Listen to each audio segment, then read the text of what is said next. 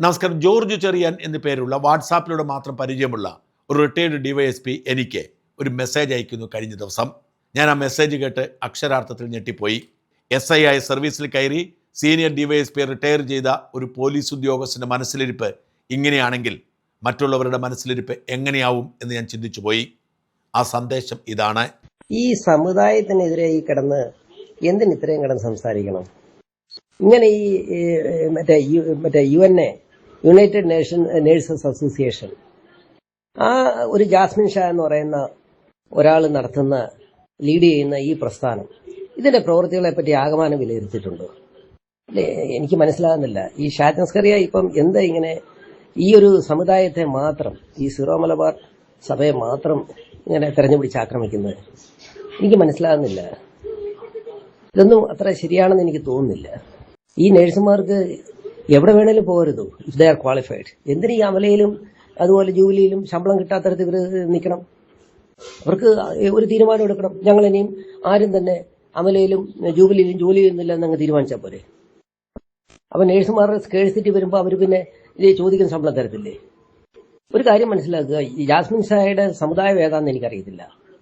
അവരുടെ സമുദായങ്ങൾ, ആ പ്രത്യേക സമുദായം നടത്തുന്ന സ്ഥാപനങ്ങളിലൊന്നും ഒരു സംരംഭം നടത്തുന്നില്ല ആരും. ഇതൊരു ശരിയായ കാര്യമല്ല. ക്രിസ്ത്യാനിക്ക്, പ്രത്യേകിച്ച് സീറോ മലബാർ സമുദായത്തിന് ഇപ്പം അന്ന് ശാപമായിട്ട് വരുന്ന ആ സമുദായ അംഗങ്ങളാണ്. എനിക്കത് വലിയൊരു അത്ഭുതമായിട്ട് തോന്നുന്നു. അത് പാമ്പ്ലാനി ആണെങ്കിലും കൊള്ളാം, ആരാണേലും കൊള്ളാം. കേട്ടയുടൻ പ്രകോപിതനായി ഞാനൊരു ചെറിയ സന്ദേശം ഇങ്ങനെ അയച്ചു. നാണമുണ്ട് ഇത് പറയാൻ. സാർക്ക് അത്ര പെൻഷൻ വാങ്ങുന്നുണ്ട്. റിട്ടയർ ചെയ്തിട്ട് മരിക്കുന്നതിന് വരെ സാറിന് പെൻഷൻ, സാർ മരിച്ച സാറിന്റെ ഭാര്യയ്ക്ക് പെൻഷൻ. അപ്പൊ ഇങ്ങനെ അഹങ്കാരം പറയാൻ പറ്റും? ഞാൻ ജീവിക്കാൻ വേണ്ടി 4 കൊല്ലം നേഴ്സിംഗ് പഠിച്ച് പാവപ്പെട്ട മനുഷ്യൻ ജീവിക്കാൻ അർഹതപ്പെട്ട ശമ്പളം കൊടുക്കണം എന്ന് പറയുമ്പോൾ ഇങ്ങനെ തോന്നുന്ന അഹങ്കാരം കൊണ്ടാണ്. നമുക്ക് എല്ലാം ഉണ്ട്. വലിയ ശമ്പളമുണ്ട്, അത് കഴിഞ്ഞ് റിട്ടയർമെന്റ് പെൻഷനുണ്ട്, ശമ്പളമുണ്ട്, അത് കഴിഞ്ഞ് അങ്ങോട്ട് പോകുമ്പോൾ ഭാര്യയ്ക്കും മരിച്ചു കഴിഞ്ഞാലും ഉണ്ട്, അധികാരത്തിരുന്നുകൊണ്ട് മക്കളെല്ലാം നല്ല നിലയിൽ എത്തിക്കാം. അങ്ങനെയുള്ളവർക്ക് ഇങ്ങനെയൊക്കെ തോന്നും. അദ്ദേഹം അതിന് അയച്ച മറുപടി ഇങ്ങനെയാണ്: എനിക്ക് തോന്നുന്നു ശ്രീ ഷാജൻ സ്കറിയ ജാസ്മിൻ ഷായ്ക്കെതിരെ ഒരു എപ്പിസോഡ് ചെയ്തിട്ടുള്ളതായിട്ട് ഞാൻ ഓർക്കുന്നു. അയാൾക്കെതിരെ ED ഒരു കേസ് രജിസ്റ്റർ ചെയ്തു, അതിന്റെ അന്വേഷണം നടക്കുന്നു. ആ സമയത്ത് ശ്രീ ഷാജൻ സ്കറിയ ഈ പറയുന്ന ജാസ്മിൻ ഷായ്ക്കെതിരെ ഒരു എപ്പിസോഡ് ചെയ്തോ എന്നെനിക്കൊരു സംശയമുണ്ട്. മാത്രമല്ല, ഞാൻ അയാളുടെ ജാതി ഒന്നും ചിന്തിക്കുന്നില്ല. എന്തുകൊണ്ട് ആസ്റ്റർ മെഡ് സിറ്റി, അതുപോലെ മറ്റേ MESന്റെ ആശുപത്രികൾ, അതുപോലെ ലേക്ക് ഷോർ, ഇവിടെയൊക്കെ എത്രയാണ് സാലറി? ഇവരൊന്നും അവിടെ സമരം ചെയ്തില്ലല്ലോ. അമൃതയിൽ പോയി സമരം ചെയ്തില്ലല്ലോ. എന്തുകൊണ്ട് ജൂബിലി മിഷൻ ഹോസ്പിറ്റൽ, അമല, ഇവർക്കെതിരെ മാത്രം ഇത്ര കോൺസെൻട്രേറ്റ് ചെയ്ത് സമരം ചെയ്യുന്നു? ശരിയാണ്, ക്രിസ്ത്യൻ നേഴ്സസ് ആണ്. ഞാൻ ജാതി പറയല്ല, ഞാൻ ഈ സമുദായത്തിലായതുകൊണ്ട് പറയുന്ന. അവരൊക്കെ ഉണ്ട് ആ സംരംഭം. ഇവരെന്തോ തെറ്റിദ്ധാരണ മൂലം അവരെ വലിച്ചിഴിച്ചതാണ്. എനിക്ക് തോന്നുന്നില്ല. പിന്നെ നേഴ്സസിന് മതിയായ ശമ്പളം കിട്ടുന്നില്ലെങ്കിൽ എനിക്കറിയാം, അവർക്കൊരു പക്ഷേ മതിയായ ശമ്പളം കിട്ടുന്നില്ല. കുറച്ചു പേർക്ക് മാത്രമേ ഗവൺമെന്റ് സെക്ടറിൽ കിട്ടുന്നുള്ളൂ. പിന്നെ ഇവർ പലരും വിദേശത്ത് പോവുകയാണ്. വിദേശത്തെ ഹോസ്പിറ്റലുകളിൽ, ഒരു പ്രത്യേകിച്ച് US പോലുള്ള രാജ്യങ്ങളിൽ, ലിസിയിലും ഈ ക്രിസ്ത്യൻ ഫേമുകളിൽ ചെന്ന് കിട്ടുന്ന ആ എക്സ്പീരിയൻസ് സർട്ടിഫിക്കറ്റ് ഭയങ്കര വിലയാവുള്ളത്. അവിടെ പോയ പലരും എന്നോട് പറഞ്ഞതാണ്. എന്ന് പറഞ്ഞാൽ ഇവർ ത്യാഗം ചെയ്യണമെന്നില്ല. ശ്രീ ഷാജൻ സ്കറിയയുടെ വൈഫ് ബോബി അലോഷ്യസ്, എനിക്ക് തോന്നുന്നു ആ മാഡം മറ്റേ FCIയിലായിരുന്നു, അതോ റെയിൽവേയിലായിരുന്നു, ഗവൺമെന്റ് ഓഫ് ഇന്ത്യയുടെ ഒരു എംപ്ലോയി ആയിരുന്നെന്ന് എനിക്ക് തോന്നുന്നു. ആ മാഡത്തിന് ഇപ്പം പെൻഷൻ കിട്ടുന്നില്ലേ? ബിസൈഡ്സ് ഇപ്പം ഇംഗ്ലണ്ടിലെല്ലാം കണ്ടല്ലേ മാഡം ജോലി ചെയ്യുന്നത്. അപ്പം ശരിയാണ്, ഷാജൻ സ്കറിയയ്ക്ക് നല്ല ക്വാളിഫിക്കേഷൻ കാണും. എന്തുകൊണ്ടോ ഗവൺമെന്റ് സെക്ടറിൽ ജോലി കിട്ടി കാണത്തില്ല, അല്ലെ അതിന് ശ്രമിച്ചു കാണത്തില്ല. ഒരുപക്ഷെ എന്നേക്കാളൊക്കെ കഴിവ് ഒത്തിരി പേർക്കുണ്ടായിരിക്കാം. അവർക്ക് കിട്ടാതെ ദൈവത്തിന്റെ കൃപയാൽ എനിക്കൊരു ഭാഗ്യം കിട്ടി. എന്നെ കൊണ്ടാവുന്ന രീതിയിൽ വിശ്വസ്ത പുലർത്തി. അവകാശമൊന്നും ഞാൻ പറയുന്നില്ല. പക്ഷേ ഈ പറയുന്ന നേഴ്സസിനെ അവർ ക്വാളിഫൈഡും കഴിവുള്ളവരാണെങ്കിൽ അവർ എന്തിനാ അവിടെ കിടക്കുന്നു? വേറെ എവിടെല്ലാം ജോലി കിട്ടും. എന്തുകൊണ്ട് അത് ശ്രമിക്കുന്നില്ല? എന്തുകൊണ്ട് ഇവർക്ക് ഞങ്ങൾ ആരും തന്നെ ഇനി ഈ അമലയിലും ജൂബിലിയിലും ജോലിക്ക് പോകുന്നില്ല എന്ന് എന്തുകൊണ്ട് തീരുമാനിച്ചുകൂടാ? അതുകൊണ്ട് പറഞ്ഞതേ ഉള്ളൂ. ശ്രീ ഷാജൻ സ്കറിയെ പോലുള്ള വിശ്വാസി, പണ്ടൊരിക്കൽ നമ്മൾ സംസാരിച്ച ക്രൈസ്തവ വിശ്വാസത്തെ പറ്റി പറയുന്നത് കേട്ടു. പെട്ടെന്ന് ഇങ്ങനെ ഒരു മനസ്സ് മാറി. ആ ഒരു ആശങ്കയിൽ നമ്മൾ തമ്മിലുള്ള ബന്ധം നിമിത്തം, ആ സ്നേഹബന്ധമെന്നോ പരിചയബന്ധമെന്നോ എന്ത് വേണേലും ആയിക്കോട്ടെ, ഞാൻ അങ്ങനെ കാണുന്നത്. ഞാൻ ഒരാളോട് സംസാരിച്ചാൽ, ഒരാൾ എന്നോട് സംസാരിക്കാൻ കൂട്ടാക്കിയാൽ അവരുടെ പുരോഗതി ആഗ്രഹിക്കുന്ന ഒരു വ്യക്തിയാണ്. അതുകൊണ്ട് ആ ഫ്രീഡത്തിൽ ഞാൻ ഒരു വോയിസ് മെസ്സേജ് ഇട്ടെന്നേ ഉള്ളൂ. അതിനകത്ത് ഇറിറ്റേറ്റഡ് ആയെങ്കിൽ എന്നോട് ക്ഷമിക്കുക. പക്ഷേ ഞാൻ ഒരു സർക്കാർ ഉദ്യോഗസ്ഥനായതുകൊണ്ട് ഇപ്പം നിലവിലുള്ള ചട്ടങ്ങൾ പ്രകാരം ഒരു പെൻഷൻ എനിക്ക് ലഭിക്കുന്നു. അത് സർക്കാർ എനിക്ക് ഉറപ്പ് തരുന്ന ഒരു സുരക്ഷിതത്വമാണ്. അതുകൊണ്ടാണല്ലോ ഈ ജോലിക്ക് ഞാൻ കയറിയത്. ഇല്ലായിരുന്നെങ്കിൽ ഒരു പക്ഷേ ഞാനും വിദേശത്തെവിടെയെങ്കിലും ഒരു ജോലി എഴുതിപ്പോയേനെ. ഈ അടുത്ത കാലം വരെ സർവീസിലുണ്ടായിരുന്ന ഒരു പോലീസ് ഓഫീസർ നഴ്സിംഗ് സമരത്തെ കാണുന്നത് ഇങ്ങനെയാണെങ്കിൽ എങ്ങനെയായിരിക്കും ബഹുജനം കാണുന്നത്? എന്തെല്ലാം തെറ്റിദ്ധാരണകളാണ് ഈ മനുഷ്യർക്കൊക്കെ ഇതേക്കുറിച്ചുള്ളത്?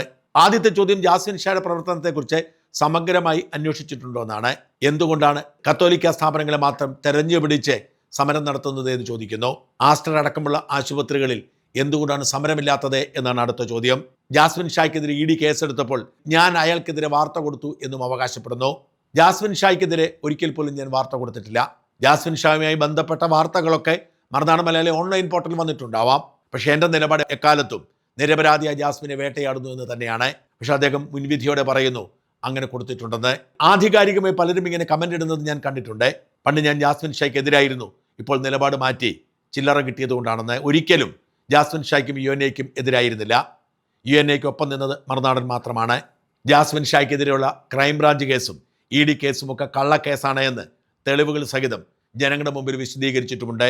സഭാ സ്ഥാപനങ്ങളെ തകർക്കാൻ അവയിൽ മാത്രം എന്തുകൊണ്ടാണ് കേസെന്ന് ചോദിക്കുക അദ്ദേഹം ആസ്റ്ററിൻ്റെയും ലേക്ക് ഷോറിൻ്റെയും ഒക്കെ കാര്യം പറയുന്നു. അവിടെയൊന്നും സമരമില്ല എന്ന് ഇദ്ദേഹം എങ്ങനെയാണ് മനസ്സിലാക്കിയത്? ഈ കൂട്ടത്തിൽ ഏറ്റവും കടുപ്പിച്ച സമരം നടന്നത് ആസ്റ്ററിലാണ്. ആസ്റ്റർ ആവശ്യപ്പെട്ടതുപോലെ തന്നെ ശമ്പളവും കൂട്ടിക്കൊടുത്തു. ഏറ്റവും ഉയർന്ന കാറ്റഗറിയിലുള്ള ജൂബിലിയേക്കാൾ കൂടുതൽ ശമ്പളം ഇപ്പോൾ ആസ്റ്ററിലാണ്.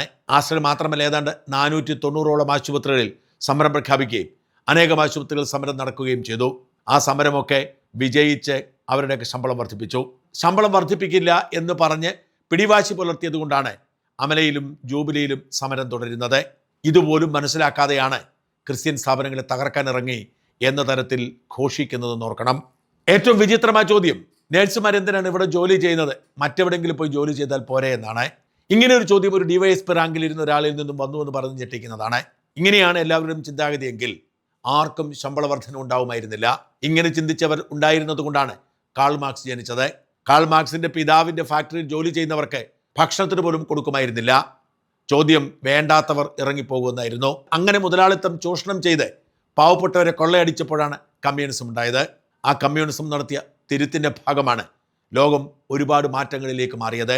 ഏത് തൊഴിലെടുക്കുന്നവനും മാന്യമായി ജീവിക്കാനുള്ള അവകാശമുണ്ട്. ആ മാന്യമായി ശമ്പളം കൊടുക്കാൻ തൊഴിലുടമ ബാധ്യസ്ഥരാണ്. 4 വർഷം പഠിച്ച് നേഴ്സാകുന്ന ഒരാൾക്ക് 40,000 രൂപ മിനിമം ശമ്പളം ചോദിക്കുന്നത് അഭംഗിയാണെന്ന് പറയുന്ന ഇദ്ദേഹം സർക്കാർ ഉദ്യോഗസ്ഥനായി എത്ര ലക്ഷം രൂപ ശമ്പളം വാങ്ങി റിട്ടയർ ചെയ്ത് ഇപ്പോഴും പെൻഷൻ വാങ്ങുന്നു. തനിക്ക് ശമ്പളവും പെൻഷനുമുണ്ട്. അതുകൊണ്ട് തൻ്റെ മക്കളെ പഠിപ്പിച്ച് വലുതാക്കി. അവരെ ആരും നേഴ്സിങ്ങിന് വിടേണ്ട ഗതികേടുണ്ടായില്ല. അതുകൊണ്ട് നേഴ്സുമാർക്ക് ശമ്പളം വേണ്ട എന്ന് ഒരു DYSP പറയുന്നു. ഇതേ ചിന്താഗതിയാണ് പലരുടെയും. നേഴ്സിംഗ് ഒരു തൊഴിൽ മേഖലയല്ല, അത് സേവന മേഖലയാണ്. അതുകൊണ്ട് സൗജന്യമായി ചെയ്യണം എന്നാണ് ഇവർ പറയുന്നത്. ഈ പറയുന്നവരുടെ ആരുടെയും വീട്ടിലിരിക്കുന്നവർ ഈ സൗജന്യ പണിക്ക് പോവില്ല. ക്രിസ്ത്യൻ സ്ഥാപനങ്ങളിൽ പഠിച്ചാൽ വിദേശത്ത് വലിയ വിലയാണെന്ന്. എന്തൊരു വിഡ്ഢി ചിന്താഗതിയാണ്. ക്രിസ്ത്യൻ സ്ഥാപനമോ ഹിന്ദു സ്ഥാപനമോ എന്നാരും പരിശോധിക്കില്ല. മെച്ചപ്പെട്ട സ്ഥാപനത്തിൽ ജോലി ചെയ്താൽ വലിയ വില തന്നെയാണ്. ഇന്ത്യയിൽ നിന്ന് വിദേശത്ത് പോകുന്ന ഒരാൾക്ക് ഏറ്റവും അധികം വില കിട്ടുന്നത് എയിംസിൽ ജോലി ചെയ്ത എക്സ്പീരിയൻസ് ഉണ്ടെങ്കിലാണ്. പിന്നെ ആസ്റ്റർ പോലുള്ള സ്ഥാപനങ്ങളിലും ക്രിസ്ത്യൻ സ്ഥാപനങ്ങളിൽ ജോലി ചെയ്താലും വിലയുണ്ട്. എന്നാൽ ക്രിസ്ത്യൻ സ്ഥാപനങ്ങൾക്ക് മാത്രമല്ല, നല്ല സ്ഥാപനങ്ങൾക്കെല്ലാം ഒരേ വില തന്നെയാണുള്ളത്. എൻ്റെ ഭാര്യയുടെ ജോലിയെക്കുറിച്ചാണ് ചോദ്യം. എൻ്റെ ഭാര്യ കേന്ദ്ര സർക്കാർ ഉദ്യോഗസ്ഥ തന്നെയാണ്, റിട്ടയർ ചെയ്തിട്ടില്ല. എൻ്റെ ഭാര്യയോ ഞാൻ ഒരിക്കലും ഞങ്ങൾക്ക് നല്ല ശമ്പളമുണ്ട് അതുകൊണ്ട് മറ്റുള്ളവർക്ക് എന്തിന് ശമ്പളം എന്ന് ചോദിച്ചിട്ടില്ല. അങ്ങനെ ചോദിച്ചതുകൊണ്ടാണ് അങ്ങയോട് പെൻഷനെക്കുറിച്ച് ചോദിച്ചത്. എങ്ങനെയാണ് ക്രൈസ്തവ വിശ്വാസം നഷ്ടപ്പെട്ടത് എന്നാണ് ചോദ്യം. ക്രൈസ്തവ വിശ്വാസം ശക്തമായി ഉള്ളതുകൊണ്ട് തന്നെയാണ് പാവങ്ങൾക്ക് വേണ്ടി ശബ്ദമുയർത്തുന്നത്. കാരണം ഞാൻ പഠിച്ച ക്രിസ്തു പാവപ്പെട്ടവരുടെ കണ്ണീരൊപ്പുന്നവരായിരുന്നു, അടിസ്ഥാന വേതനം കൊടുക്കുന്ന ആളായിരുന്നു, അങ്ങനെ ചെയ്യണം എന്ന് പഠിപ്പിച്ച ആളായിരുന്നു. ആ വിശ്വാസത്തിനെതിരായി വിശ്വാസികളെ ചൂഷണം ചെയ്ത് ലാഭമുണ്ടാക്കുമ്പോൾ, ജോലി ചെയ്യുന്നവർക്ക് കൂലി കൊടുക്കാൻ മടിക്കുമ്പോൾ അതിനോട് പ്രതികരിക്കുന്നത് യഥാർത്ഥ സുവിശേഷ പ്രസംഗമാണെന്നാണ് ഞാൻ വിശ്വസിക്കുന്നത്. ആവശ്യത്തിലധികം ശമ്പളവും പെൻഷനും മക്കൾക്ക് നല്ല ജോലിയും കിട്ടിയപ്പോൾ മറ്റുള്ളവർക്ക് അത് വേണ്ട എന്ന് തോന്നിയത് അങ്ങയുടെ കുഴപ്പമല്ല, അങ്ങ് വളർന്നു വന്ന സാഹചര്യത്തിന് കുഴപ്പമാണ്. ഇങ്ങനെ ചിന്തിക്കുന്ന അനേകം പേർ നമ്മുടെ നാട്ടിലുണ്ട്. അവരോടൊക്കെ അങ്ങയോടുള്ളതുപോലെ തന്നെ സഹതാപം മാത്രമേ എനിക്കുമുള്ളൂ.